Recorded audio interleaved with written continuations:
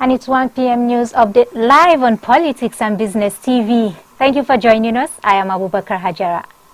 And the news update reads, the Governor of Jigawa State, Umar Namadi, has lamented that over 40,000 households have been directly affected by floods so far this year.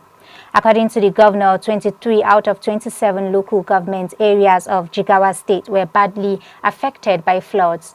The House of Representatives Committee on Ecological Funds paid an oversight visit and inspection to victims of flood in Jigawa State, blaming climate change, deforestation, land degradation, and major social problems affecting areas exposed to flooding every year in Nigeria.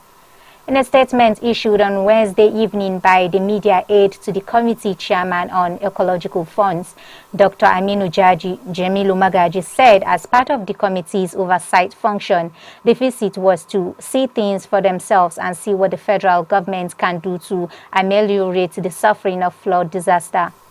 During the visit, he informed the Jigawa State governor that their committee would assist the state in having sustainable land management practices and climate change control measures in the state.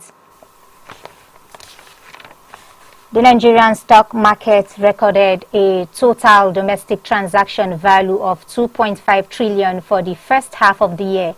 According to the latest report from the Nigerian Exchange Limited on Tuesday, the data highlights the increasing dominance of local investors over their foreign counterparts, emphasizing a shift in the dynamics of the Nigerian capital market.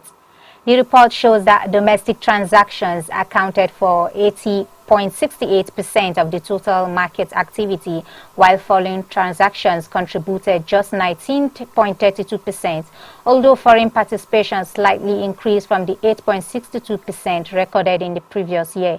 Local investors continue to lead the market. The cumulative 2.5 trillion recorded in domestic transactions this year represents a growth of about 27% compared to 1.968 trillion during the same period last year.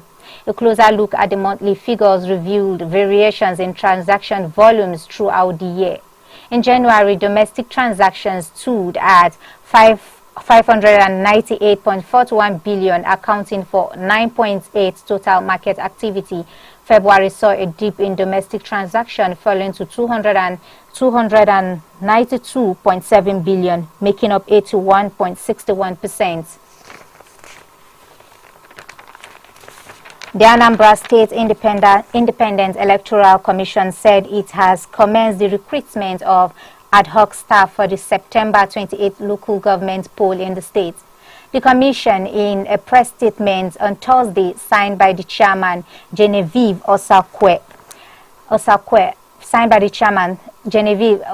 said the ad hoc staff would serve in various capacities during the poll.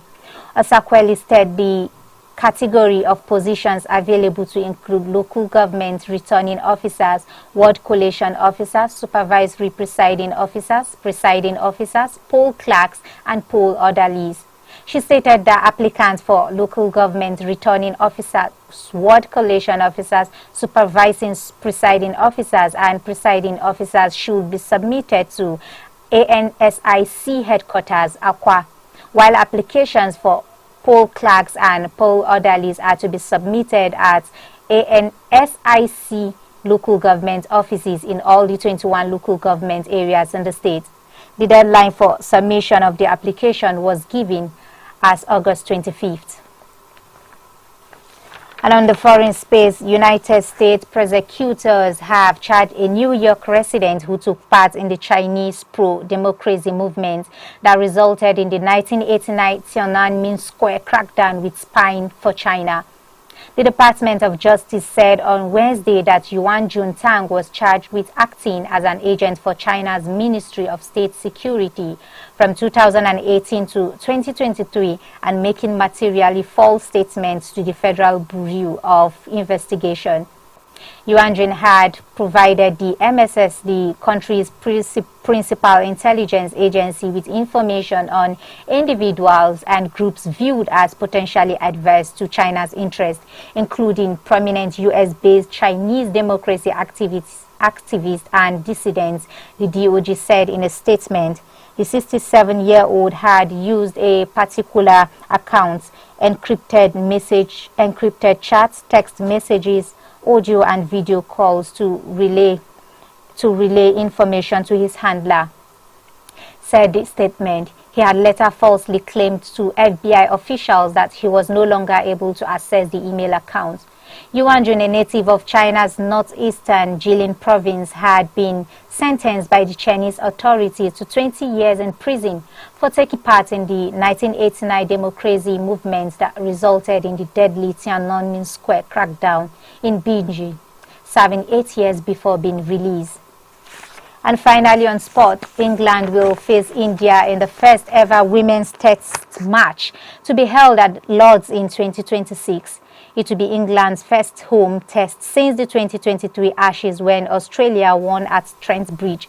That was a 5-day test compared to the usual women's format of 4 days, but the duration of the Lord's match is yet to be confirmed. Headers night test side faced India in Mumbai in December 2023 and also traveled to South Africa this winter for another.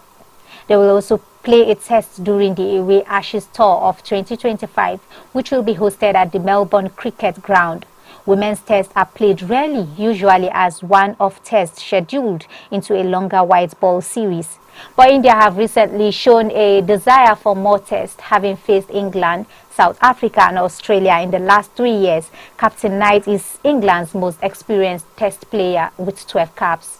And that's all for the 1 p.m. news updates. Thank you for watching and see you at 3 p.m.